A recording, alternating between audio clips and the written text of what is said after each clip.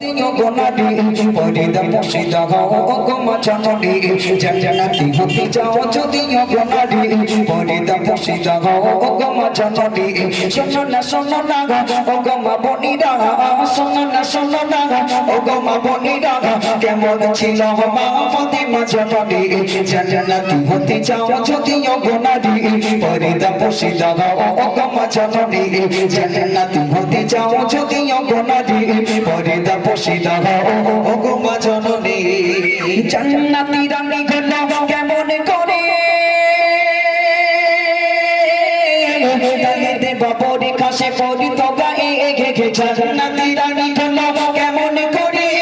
দালে দেব পরীক্ষা সে পরিত গায়ে দেখতে কেমন ছিল ফর্সা কালো ছিল দেখতে কেমন ছিল ফর্সা কালো ছিল স্বামী সন্তান ছাড়া কেউ তো দেখেনি জান্নাতি হতে যাও যদিও গোনাডি পরিদা পশিদা ও গো মা জননী জান্নাতি হতে যাও যদিও গোনাডি পরিদা পশিদা ও গো মা জননী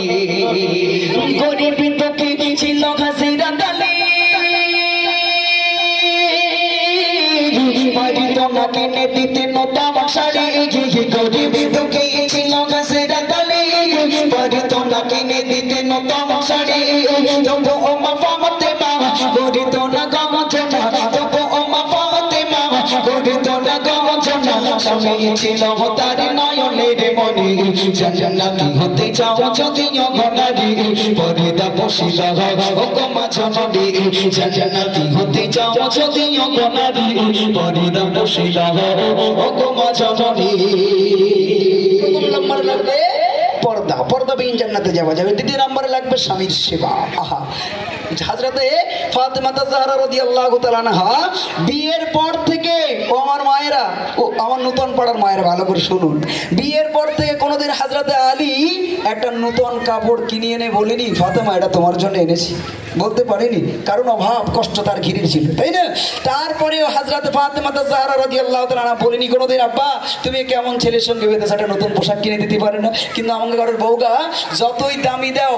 মার দেয় 200 টাকা, ঈদের সময় শাড়ি দিয়েছে মার 300-400 ওর বেশি না, কিন্তু বউ শাড়ি কি আর 200 টাকা দিলে দিয়ে হবে? 200-400 টাকা দিলে ও আরে বাবা রে সোনার পাখি না জান দিয়ে বারে জানের দ্বিতীয় ব্যাগ সর্বশ্রেষ্ঠটা। তারপর কি নিয়েছো নেকড়ো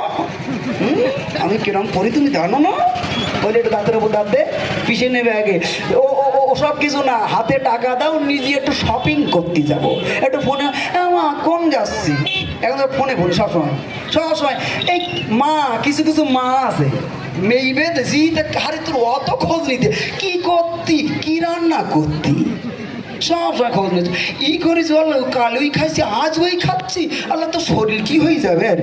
না শ্বশুর খাইতে পারে না তাই আল্লাহ ওই বড় শকুনের জন্য তুই মারতি মা এসে কই যাচ্ছে ভাই যে মেয়ের মা যত চালাক তার মেয়ে হয় তত তাড়াতাড়ি তালাক। এই জন্য মেয়ে যখন অশান্তি হবে বলবেন এই বেদিস তোর সংসার তোর স্বামী তোর পরিবার তোর সামলা তুই, আমার কাছে ফোন করে নালিশ করতে কেন কি বিচার করতে যাব না? আবারও না খেতে ভাত হয়নি তুই একটু কান্নাকাটি করে ভাত করি খা, এটা যদি বাপ মা বলতে পারে যদি মা বলতে পারে সে মেয়ে সুখী হবে না? এ মেয়ে আমারও না খেতে পেটে ভাত যায়নি আমি সুখী হতে পারিনি তুই একটু কান্নাকাটা করি হলে সংসার কর,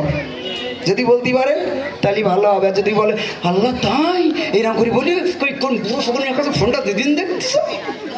এই জন্য যদি বলে তো বউ ও ট্যাকবে বলি মনে ও টায়ার পাঞ্চার হয়ে যায় দুদিন। আমার মায়ের রাগ করবেন না, যাই হোক ওখান থেকে আমার বারবার ফোন আসছে, চলুন ছোট্ট করে হ্যাঁ চলো বার করেছো চলো ফিলিস্তিন নিয়ে একটা ছোট্ট